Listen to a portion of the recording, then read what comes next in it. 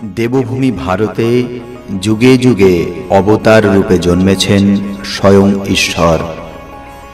এমনই এক দিব্য জীবন যার সাথে কথোপকথনে সেই সাক্ষাৎকার তুলে এনেছিলেন শ্রী মহেন্দ্রনাথ গুপ্ত। শ্রী গদাধর চট্টোপাধ্যায় হুগলি জেলার কামারপুকুরে জন্মগ্রহণ করেন এবং পরবর্তীকালে দক্ষিণেশ্বর কালী মন্দিরে কঠোর সাধনায় সিদ্ধিপ্রাপ্ত হন। তার নাম হয় শ্রী শ্রী রামকৃষ্ণ পরমহংস। শ্রী শ্রী রামকৃষ্ণ কথামৃত শ্রী রামকৃষ্ণের বাণীর অমৃত। ইহা একটি বাংলা 5 খণ্ডের রচনা, যা মহেন্দ্রনাথ গুপ্তের কথোপকথন। শ্রী শ্রী রামকৃষ্ণ কথামৃত একটি পবিত্র ধর্মগ্রন্থ হিসাবে অনুসারীদের মধ্যে সম্মানিত। আপনারা শুনছেন দেবভূমি ভারত।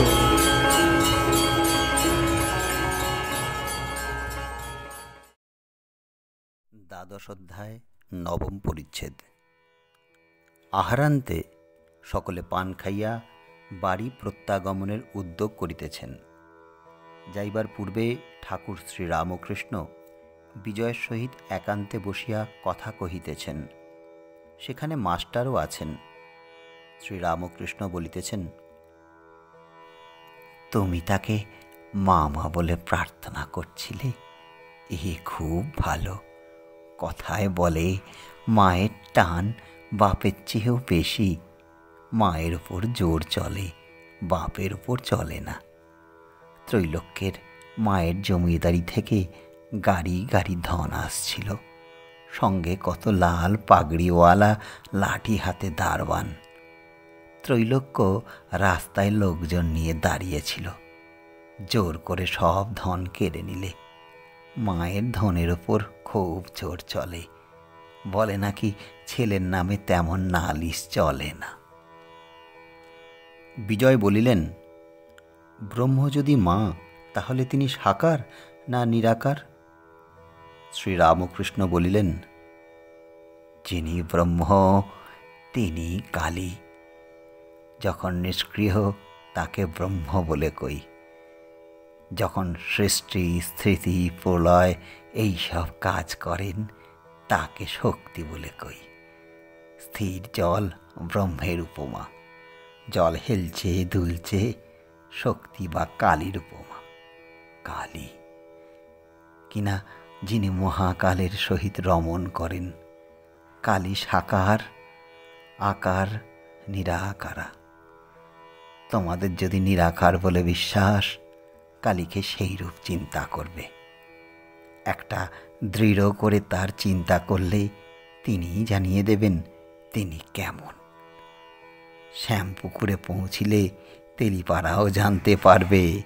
তখন জানতে পারবে যে তিনি শুধু আছেন তা নয়, তিনি তোমার কাছে এসে কথা কবেন, আমি যেমন তোমার সঙ্গে কথা করছি। বিশ্বাস করো, সব হয়ে যাবে।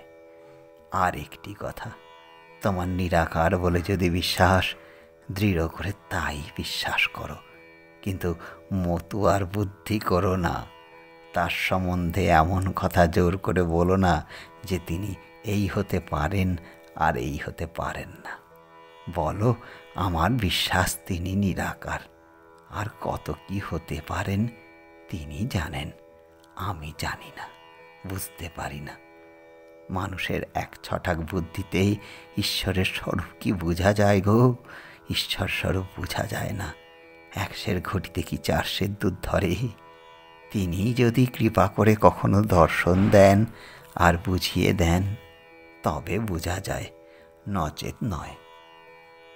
যিনি ব্রহ্ম তিনি শক্তি, তিনি মা। প্রসাদ বলে মাতৃভাবে আমি তত্ত্ব করি যারে। সেটা চাতারে কি ভাঙানো হাড়ি, বোঝো না মন ঠারে ঠারে।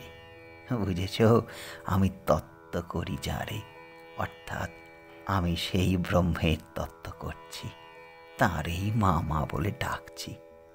আবার রামপ্রসাদ ওই কথাই বলছে, আমি কালী ব্রহ্ম জেনে মর্ম ধর্মাধর্ম সব ছেড়েছি। অধর্ম কিনা অসৎ কর্ম, ধর্ম কি না বৈদিক কর্ম। এত দান করতে হবে, এত ব্রাহ্মণ ভোজন করাতে হবে, এই সব ধর্ম।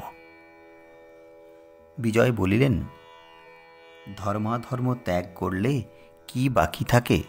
শ্রীরামকৃষ্ণ বললেন, শুদ্ধা ভক্তি গো, শুদ্ধা ভক্তি। আমি মাকে বলেছিলাম, মা, এই লও তোমার ধর্ম, এই লও তোমার অধর্ম, আমায় শুদ্ধা ভক্তি দাও। এই লও তোমার পুণ্য, এই লও তোমার পাপ, আমায় শুদ্ধা ভক্তি দাও। এই লও তোমার জ্ঞান, এই লও তোমার অজ্ঞান, আমায় শুদ্ধা ভক্তি দাও।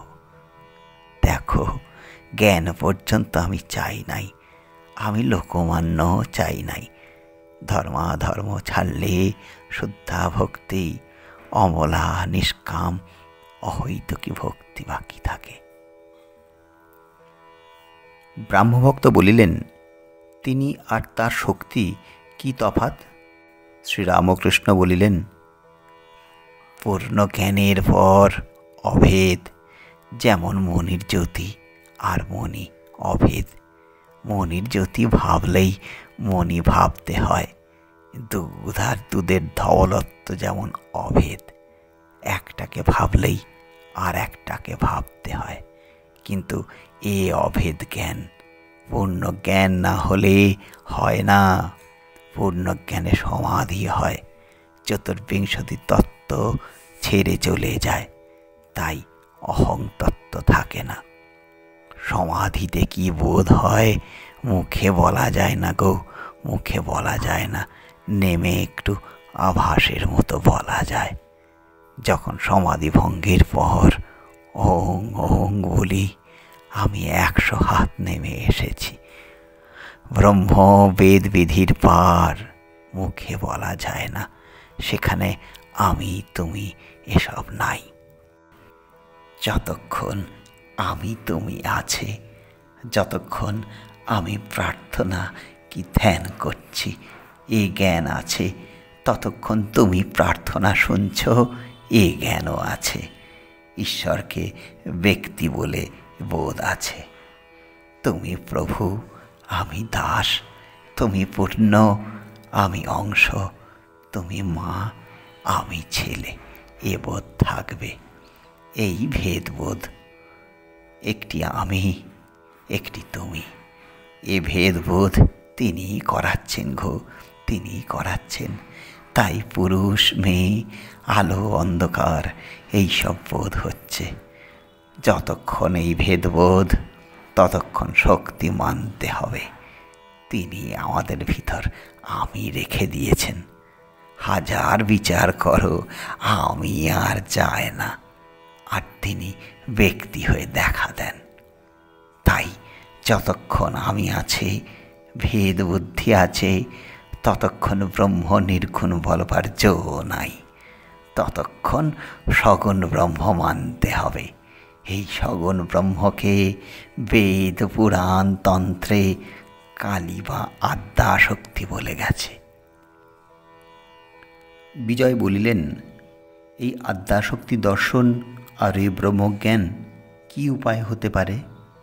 শ্রীরামকৃষ্ণ বলিলেন, ব্যাকুল হৃদয়ে তাকে প্রার্থনা করো আর কাঁদো, এই রূপে চিত্তশুদ্ধি হয়ে যাবে। নির্মল জলে সূর্যের প্রতিবিম্ব দেখতে পাবে। ভক্তের আমিরূপ আরশিতে সেই সগুণ ব্রহ্ম আদ্যাশক্তি দর্শন করবে। কিন্তু আরশি খুব পোছা চাই, ময়লা থাকলে ঠিক প্রতিবিম্ব পড়বে না। যতক্ষণ আমি জলে সূর্যকে দেখতে হয়, সূর্যকে দেখবার আর কোনো রূপ উপায় হয় না। আর যতক্ষণ প্রতিবিম্ব সূর্য বই সত্য সূর্যকে দেখবার উপায় নাই, ততক্ষণ প্রতিবিম্ব সূর্যই 16 আনা সত্য। যতক্ষণ আমি সত্য, ততক্ষণ প্রতিবিম্ব সূর্যও সত্য, 16 আনা সত্য। সেই প্রতিবিম্ব সূর্যই আদ্যাশক্তি। তবে আচ্ছা, ব্রহ্মজ্ঞান যদি চাও, সেই প্রতিবিম্বকে ধরে সত্য সূর্যের দিকে যাও। সেই সগুণ ব্রহ্ম যিনি প্রার্থনা শুনেন তারই বলো, তিনি সেই ব্রহ্ম জ্ঞান দিবেন। কেননা যিনি সগুণ ব্রহ্ম তিনি নির্গুণ ব্রহ্ম, যিনি শক্তি তিনি ব্রহ্ম। পূর্ণ জ্ঞানের পর অভেদ। মহাব্রহ্ম জ্ঞানও দেন, কিন্তু শুদ্ধা ভক্ত প্রায় ব্রহ্মজ্ঞান চায় না। আর এক পথ জ্ঞান যোগ, বড় কঠিন পথ গো, বড় কঠিন পথ। ব্রাহ্ম সমাজের তোমরা জ্ঞানী নও, ভক্ত। যারা জ্ঞানী তাদের বিশ্বাস যে ব্রহ্ম সত্য, জগৎ মিথ্যা, স্বপ্নবৎ। আমি তুমি সব স্বপ্নবৎ, সব স্বপ্নবৎ।